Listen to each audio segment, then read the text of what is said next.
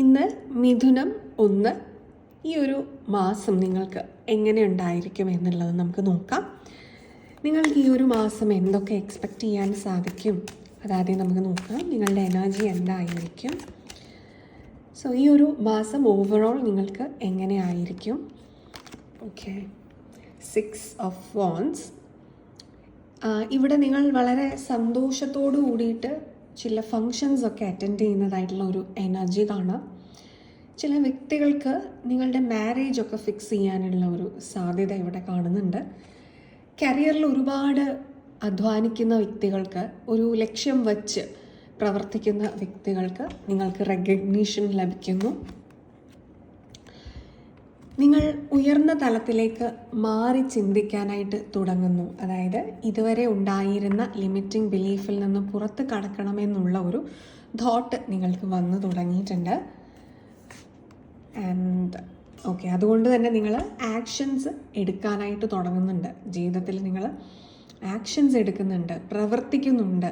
Planning മാത്രം ചെയ്തുകൊണ്ട് കാര്യങ്ങളെ പ്രൊക്കാസ്റ്റിനേറ്റ് ചെയ്ത് വെക്കുന്ന ശീലം നിങ്ങൾ മാറ്റുന്നുണ്ട്.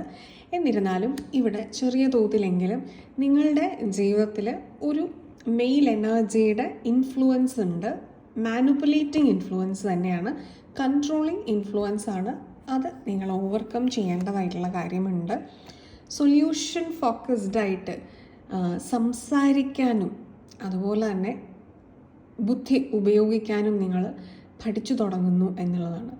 ഓവറോൾ നിങ്ങളുടെ ചിന്താരീതിയിൽ മാറ്റം വരുന്നുണ്ട്. നിങ്ങൾ മുൻകാലങ്ങളിൽ ഒരു പ്രശ്നം വരുമ്പോൾ അതിനെ വീക്ഷിച്ചിരുന്ന കോണിലായിരിക്കില്ല ഇനി തൊട്ട് അങ്ങോട്ട് വീക്ഷിക്കാൻ പോകുന്നത്. ആ ഒരു തിരിച്ചറിവിൻ്റെ ഒരു മാറ്റം വന്നിട്ടുണ്ട്.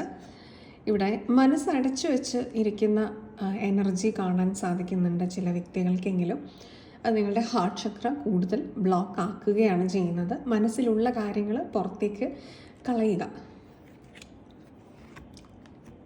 ഓക്കെ, മൂവ് ഓൺ ചെയ്യാനായിട്ട് നിങ്ങൾ പഠിക്കുന്നുണ്ട്.